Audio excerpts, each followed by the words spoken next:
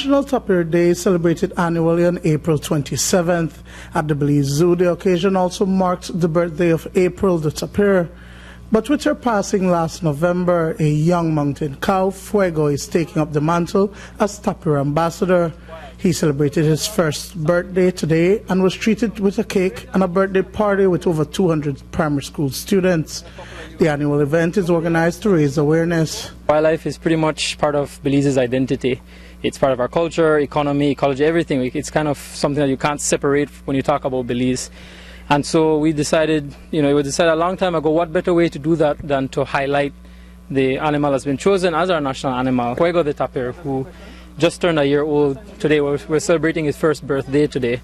And as always, it's just to continue that mission of involving the students and teachers of the country. It's an education initiative. It's a way of raising awareness and putting them in touch with their wildlife. Fuego came to us last May of 2013, and he was roughly about a month old. This was late May, so we figure he was born in April, like his famous predecessor.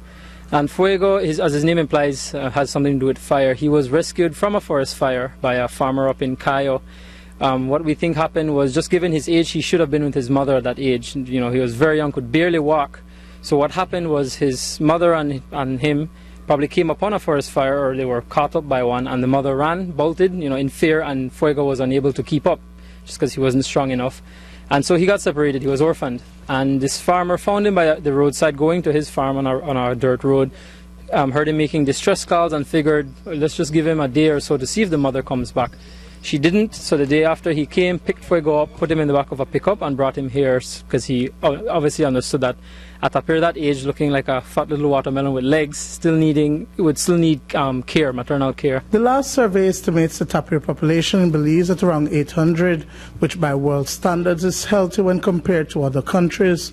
For persons from the south, however, it is not often that residents see these magnificent mammals, and so several schools from Punta Gorda, among others from Belize City and Bengueviejo, were invited to join in the celebration. I learned that tapirs, they weigh a lot, they weigh heavy, they weigh about up to 550 pounds. And I learned that that one of the tapirs in the zoo is Fuego, and he is 1 year old. Now, the tapir is the national animal of Belize. Have you been able to see this animal outside of the zoo? No, this is the first time I'm seeing it. This is the first time coming at the zoo. Okay, now, what would you go home when you go to your sisters, your mom? What would you tell them about this experience?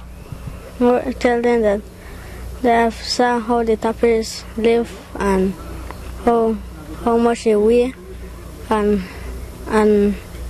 how they look like. I learned about tapir. Fuego is 1 year old, and he is captured by fire, and he's separated with his mother.